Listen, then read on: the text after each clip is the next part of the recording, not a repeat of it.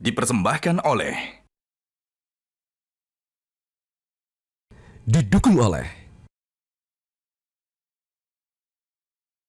Pemirsa, Anda kembali menyaksikan Juragan Zaman Now Season 4, saatnya UMKM naik kelas. Nah pemirsa, kini giliran calon juragan ketiga yang akan melakukan presentasi di hadapan para tim panelis. Kira-kira siapakah calon juragan ketiga kita pada episode kali ini? Langsung saja kita tanyakan kepada Coach Tom. Siapakah dia, Coach?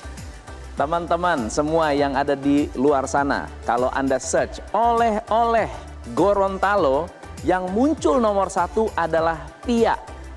Dan saking sukanya orang-orang Gorontalo dengan Pia, seorang mantan driver bisa beralih profesi menjadi pengusaha Pia yang sukses dan terkenal menjadi brand Yango Bakery. Yuk kita lihat seperti apa kisahnya.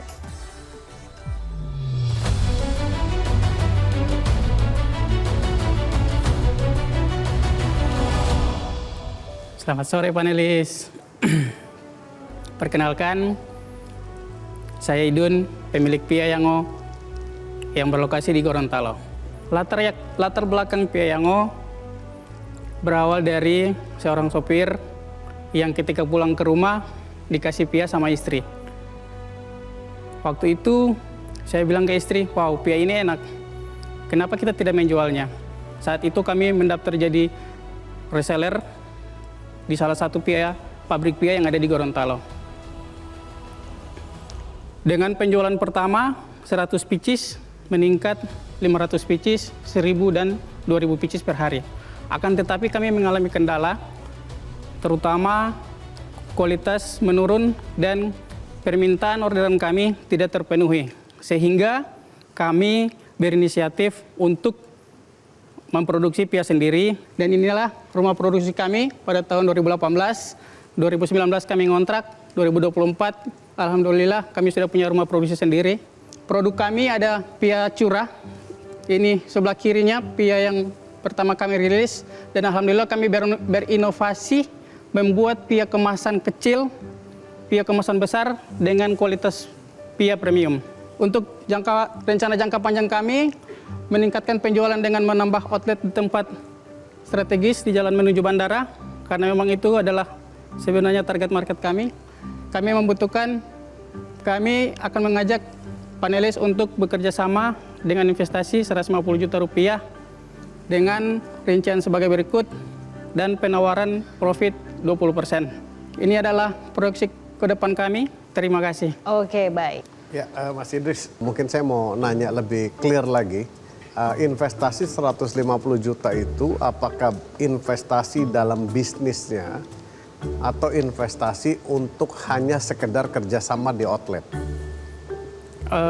Jadi investasinya secara keseluruhan. Secara keseluruhan mungkin lebih tepatnya ke strategi paket bisnis. Ya, jadi saya bertanya karena kadang-kadang di proposal itu tidak jelas.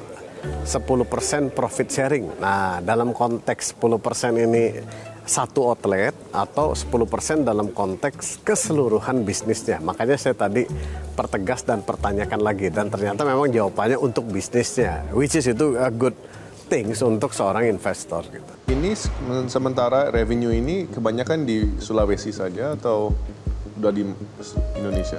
Iya, udah cuman sekitar Sulawesi aja. Oke. Saya mungkin mau tanya soal, tadi kan buka outlet ya Pak ya? Iya. Berarti udah tidak ada masalah di kapasitas produksi. Sekarang tuh produksinya banyak tapi tidak terserap market, karena itu perlu buka outlet baru atau kenapa? Iya, begitu. Seperti itu. Jadi untuk kapasitas produksi saya, setiap kali produksi itu 7.000 pieces per hari. Per hari? Iya. Akan tetapi penjualan kami, karena kami mempunyai outlet di depan rumah, toko offline store, kami hanya bisa menjual 3.000 pieces per hari. Maka dengan kalau kita memperluas, membuka cabang di tempat yang strategis, di tempat jalur yang utama menuju ke bandara, saya rasa omset kita pasti naik. Tapi selama ini memang ada yang bertanya gitu, Pak, saya mau beli tapi jauh gitu, atau bagaimana? Banyak, Bu. Oh banyak? Iya. Memang ada permintaan? Banyak. Saat ini kapasitas produksi mereka per hari 7.000. Demand yang ada sekarang terserapnya hanya 3.000 gitu. Apakah betul membuka outlet memang ada yang beli atau tidak gitu kan? Itu yang kita pertanyakan. Tapi dari penjelasannya bahwa memang banyak sekali orang-orang yang membeli oleh-oleh Gorontalo yang di area bandara gitu. Dan saya rasa setelah mendengar itu strategi yang tepat karena apa? Karena disampaikan ada 2 pemain lain memang bersaing di harga yang tinggi. Sementara Pia Yanggo bersaing di harga yang lebih affordable gitu. Memang tepat menyasar di medium market ya, bukan premium. Jadi mungkin lebih ke arah turis yang datang, butuh oleh-oleh dari Gorontalo, apa sih? Ya itu saya rasa tepat. Apa semua toko oleh-oleh itu menjual pia di Gorontalo? Jadi toko oleh-oleh di situ ada 3 termasuk saya, 2-nya menengah ke atas dari kalangan pengusaha, saya sendiri UMKM. Dan saya hanya market saya spesial untuk menengah ke bawah agar lebih umum. Saya nggak masuk ke pasarnya mereka. Gitu. Ada satu hal yang menarik mungkin yang bisa ditekankan waktu saya gali, sebetulnya ini kan ada reseller juga yang membeli pihak curah tuh siapa sih yang beli 1000-an itu? 1000 perak kan? Iya. 1000-an, dia bilang, oh ya ada banyak reseller, tapi yang paling banyak repeat order adalah orang-orang yang menjual reseller di seputar jalan menuju bandara. Jadi kalau misalnya beliau masuk ke menitipkan di tokonya mereka, udah pasti nggak akan diterima karena dianggap saingan. Jadi satu-satunya jalan adalah ya buka sendiri, bersaing secara branding, lalu kemudian bisa menerima produk-produk UMKM lainnya untuk oleh-oleh. Pak, tadi harganya berapa? Yang ini berapa? Yang ini berapa? Yang kecil 20.000, yang besar 35.000. 35.000. Oke, kalau kompetitor yang lebih besar harganya berapa kali lipat? 60.000 sama 70.000. Oh. Sebetulnya saya melihat perbandingan harga yang ditawarkan oleh Yanggo Bakery lebih murah itu adalah opportunity.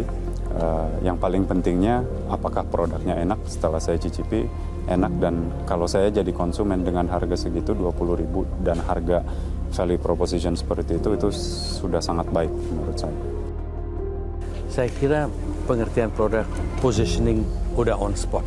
Harga, mengetahui kompetitor dan sebagainya.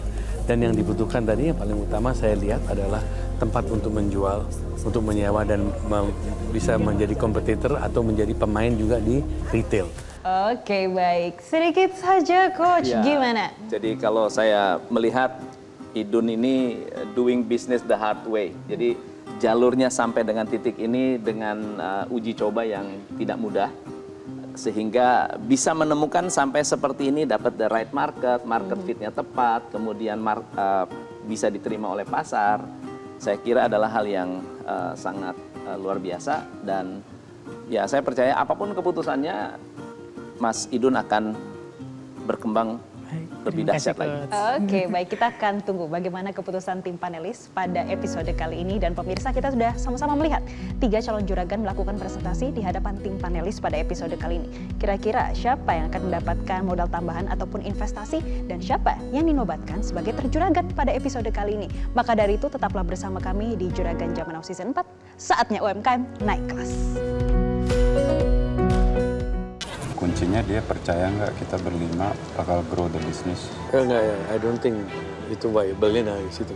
Investasi sebesar 500 juta. Jelajahi cara baru mendapatkan informasi. Download Metro TV Extend sekarang.